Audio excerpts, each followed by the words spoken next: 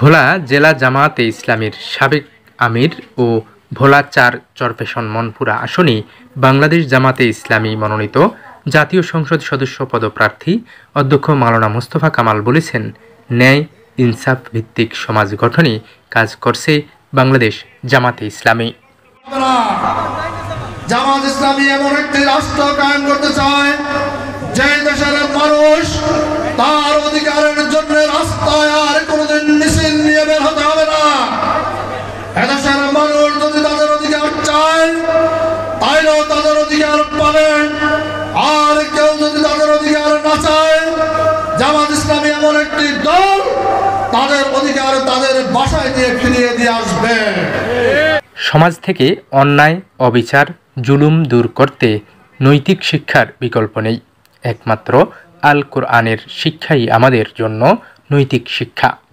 তিনি রবিবার ১৬ মার্চ বিকালে চরকলমি ইউনিয়নের সারেকখালী এলাকার আল আমিন সোহাগ হাওলাদারের বাড়িতে ইউনিয়ন জামাতের আয়োজনে ইফতার মাহফিলে প্রধান অতিথির বক্তব্যে একথা বলেন।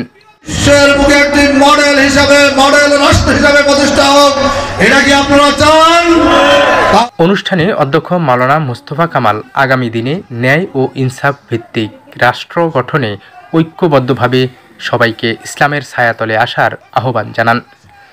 চরকলমি ইউনিয়ন জামাতে ইসলামীর আমির ওবায়দুল্লাহ কামালের সভাপতিত্বে অনুষ্ঠানে বিশেষ অতিথি ছিলেন বাংলাদেশ জামাতে ইসলামীর কেন্দ্রীয় মজলিসের শুরা সদস্য ও ভোলা জেলা সেক্রেটারি কাজী মাওলানা হারুনুর রশিদ, চরফ্যাশন উপজেলা জামাতে ইসলামীর আমির অধ্যক্ষ মীর মোহাম্মদ শরীফ হোসেন, ঢাকা মহানগর দক্ষিণ পুরানা পল্টন অঞ্চল জামাতে ইসলামীর সহকারী সেক্রেটারি মোহাম্মদ আল আমিন সোহাগ সওদাগর, চরফ্যাশন আইনজীবী সমিতির সাধারণ সম্পাদক অ্যাডভোকেট রমিজ উদ্দিন, সহসভাপতি অ্যাডভোকেট তরিকুল ইসলাম, উপজেলা জামাতে ইসলামীর সেক্রেটারি মাওলানা আবুল কাশেম, সহকারী সেক্রেটারি অ্যাডভোকেট এনামুল হক রায়হান প্রমুখ। আমরা ভয় পাই না, দয়া করে বিনয়ের সাথে অনুরোধ করছি সংশোধন হয়ে যান।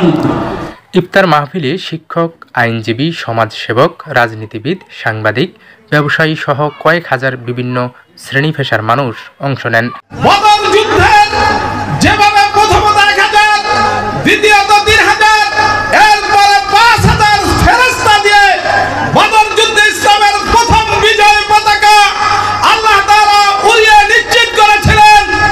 জুলাইয়ের ৩৬ বিপ্লবে ছাত্র জনতা আল্লাহর সাহায্যে বাংলাদেশে ছাত্র জনতার বিজয় নিশ্চিত হয়েছে। এর আগে বিকাল ৩টায় পার্শ্ববর্তী নজরুলনগর ইউনিয়নে জামাতে ইসলামীর আয়োজনে বাবুরহাট মাধ্যমিক বিদ্যালয় মাঠে মাহে রমাদান শীর্ষক আলোচনা সভায় প্রধান অতিথির বক্তব্য রাখেন অধ্যক্ষ মাওলানা মোস্তফা কামাল।